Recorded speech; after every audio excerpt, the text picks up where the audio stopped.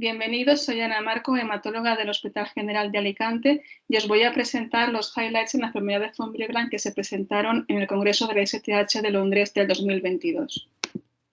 Estos son mis conflictos de interés. En primer lugar, os voy a comentar una comunicación oral titulada Presentación clínica y fenotípica de pacientes con niveles bajos de factor von Willebrand en un centro de Milán, en concreto en el Angelo Bianchi Bonomi Hemophilia and Thrombosis Center. Destacaron que existen diferentes mecanismos que pueden desencadenar la enfermedad de von Willebrand. Por un lado, se puede producir un aumento del aclaramiento del factor von Willebrand más característicos del tipo 1 y del tipo 2. También puede haber un descenso en la síntesis o la secreción del factor von Willebrand, sobre todo en el tipo 1 y en el tipo 3. Y en el tipo 2 podemos observar un defecto de multimerización o una alteración de la afinidad alterada de unión al GP1B, Adams 13, colágeno o factor 8. Ha habido controversia en cuanto a la definición de niveles bajos del factor von Willebrand versus tipo 1 de enfermedad de von Willebrand.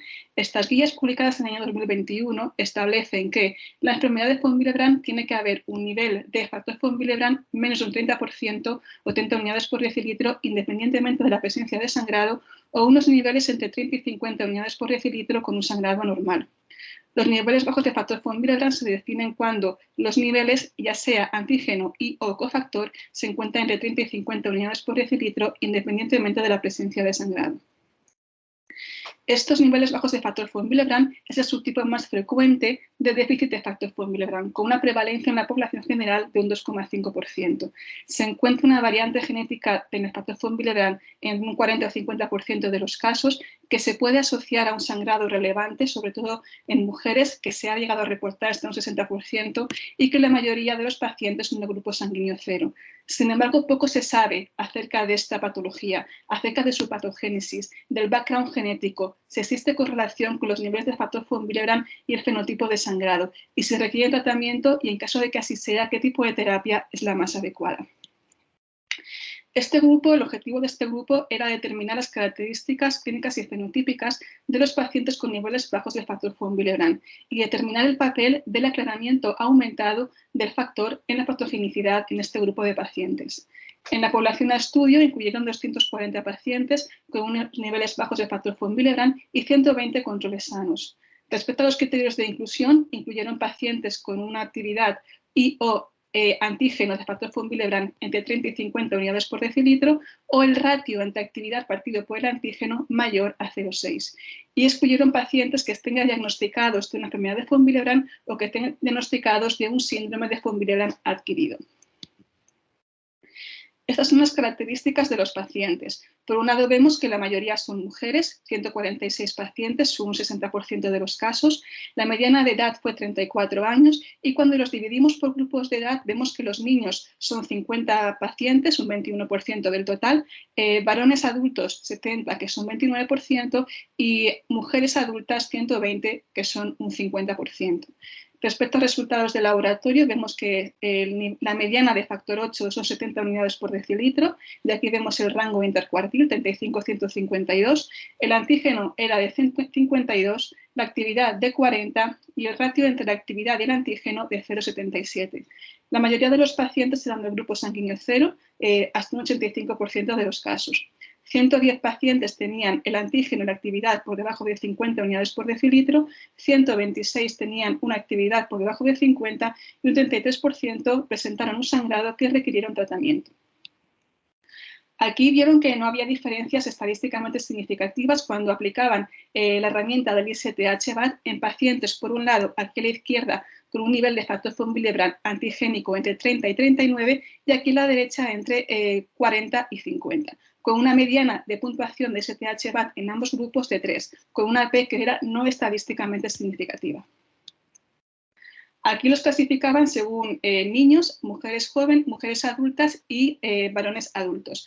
Aquí vemos que la mediana del ISTH-BAT en mujeres adultas era de 5 y el 50% de las mujeres presentaron un sangrado que fue relevante clínicamente. Un 44% de los varones presentaron un sangrado importante y la mediana de ISTH-BAT era de 3. Y en niños la mediana de ISTH-BAT era de 1 y hasta un 23% de los casos presentaron un sangrado clínicamente relevante, con una P estadísticamente significativa entre los grupos. Además, establecen que los pacientes con unos niveles bajos de factor von Willebrand tenían un descenso en la síntesis del factor. Aquí vemos que el propéptido de factor von Willebrand se encuentra descendido en el grupo de pacientes con niveles bajos de factor von Willebrand comparados con el grupo control, con una P significativa. Además, este grupo presentaba un aumento del aclaramiento. Cuando evaluamos el ratio del propéptido de factor von Willebrand con el antígeno, vimos que hasta un 35% de los pacientes tenían un aumento del aclaramiento del factor von Willebrand, comparado con el grupo control. Y aquí distinguen pacientes, o por lo menos el grupo sano control no cero, grupo sano control cero y pacientes con niveles bajos de factor von Willebrand. Vemos que este último grupo, los pacientes con niveles bajos de factor von Willebrand, tienen un aclaramiento superior que los grupos sano control cero y a su vez esto superior que el grupo sano no cero, con una P significativa entre los grupos. Concluyen que los niveles bajos de factor von Willebrand se pueden asociar con un sangrado relevante, que hasta un 40% de los pacientes tenían un sangrado anormal, que no hay correlación entre los síntomas de sangrado y el nivel de factor von Willebrand, que en los pacientes con niveles bajos de factor von Willebrand los síntomas de sangrado son probablemente causados por otros factores que simplemente los niveles bajos del factor, y que el aclaramiento aumentado del factor von Willebrand juega un papel muy importante en la patogenicidad en este grupo de pacientes. Y a continuación os quiero presentar una ponencia del subcomité de enfermedades von Willebrand que se comentó el 10 de julio, dónde ir con la genética molecular de la enfermedad de von Willebrand. En primer lugar, se comentó que el gen del factor von Willebrand es un gen altamente polimórfico, compuesto de 52 exones y que pesa 180 kilovatios. Que las mutaciones que se producen en el gen del factor von Willebrand en la enfermedad de tipo 1, la mayoría son mutaciones missense, que son mutaciones que producen un cambio de nucleótido y puede codificar para un aminoácido diferente. Aunque como veis aquí, también puede haber algún otro tipo de mutación en esta patología. Sin embargo, hasta un 35% de los pacientes de tipo 1 y un 15% de los tipo 3 no se descubre una variante patogénica conocida en el gen del factor von Willebrand. Aquí a la izquierda vemos que hay una correlación inversa, de tal forma que a unos niveles de factor von Willebrand antigénico más elevados, menor número de variantes no sinónimas raras podemos encontrar. Variantes raras son las variantes que están presentes en menos del 1% de la población general y no sinónimas que suponen un cambio en la secuencia de la proteína. Entonces, la presencia de estas variantes no sinónimas raras, junto con la presencia de otras alteraciones quizás no detectadas con las técnicas habituales, hacen que no siempre encontremos una variante patogénica conocida en la enfermedad de von Willebrand. Aquí vemos que hay unos genes dentro del GWAS, que es Genome-Wide Association Studies, que han permitido identificar o asociarse a la enfermedad de von Willebrand tipo 1 a los niveles bajos de factor, que son estos que veis aquí. Sin embargo, no detecta asociaciones con variantes raras. Aquí vemos, este grupo comentó que a mayor número de variantes no sinónimas raras, como veis aquí, de 0 a más de 5, aquí vemos la N incluida o el tamaño muestral en cada grupo de pacientes, los niveles de factor von Willebrand descienden conforme aumenta el número de variantes no sinónimas raras.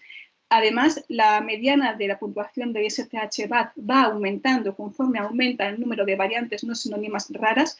Sí que es importante comentar que aquí, cuando hay más de 5 variantes, solamente hay 3 pacientes incluidos. Por tanto, estos valores de aquí últimos pueden que no sean representativos. También vemos que conforme aumenta el número de variantes no sinónimas raras, el porcentaje de pacientes con un CAD por encima de 20 aumenta. El CAD es una herramienta informática que permite detectar patogenicidad.